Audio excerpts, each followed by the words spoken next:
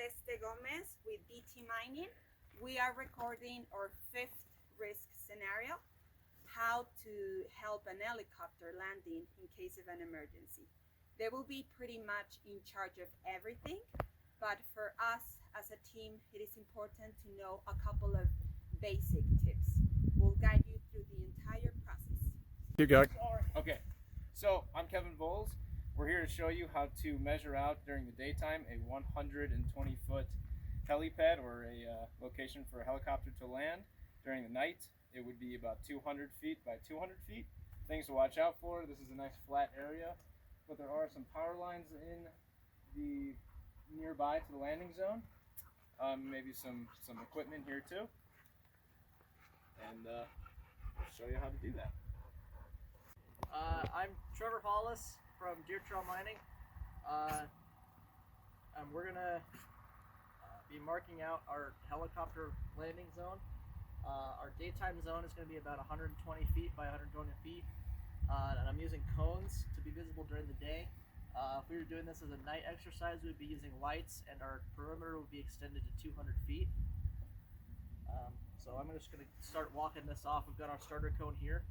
So I'm just going to start walking this off, and instead of getting right up next to it, a meter is about 3 feet.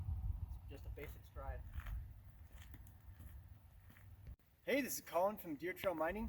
So just to finish up how to guide in a helicopter, you'll use flashlights during the nighttime. During the daytime, you can just use hand signals. So for purposes of a night landing, this indicates a safe landing zone. This is unsafe landing zone. Do not land here. This is go ahead and land. Now, when you're coming into the helicopter, it's important to note where you should actually approach the helicopter from. You want to come directly from the sides, because if you come from the front or from the back, there's a hazard of you running into the rotors. The rotors, when they're spinning at high speed, they're not highly visible, and you could just run right into them and not even know it. So come in directly from the sides of the helicopter. If there's a hill, you need to come in from the downhill side, not the uphill side, for the same reason you could run into the rotors. And basically wait for the pilot to give you direction of when to move. The pilot will direct you. I'm Lex Lambeck from D2 Mining. We're going to use Google Maps to identify and give coordinates to the helicopter pilots so they know exactly where to land.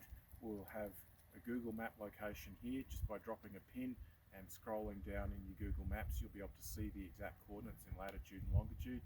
And we'll also do the same for the upper Deer Trail, good clear open area, and down at the mill area using Google Maps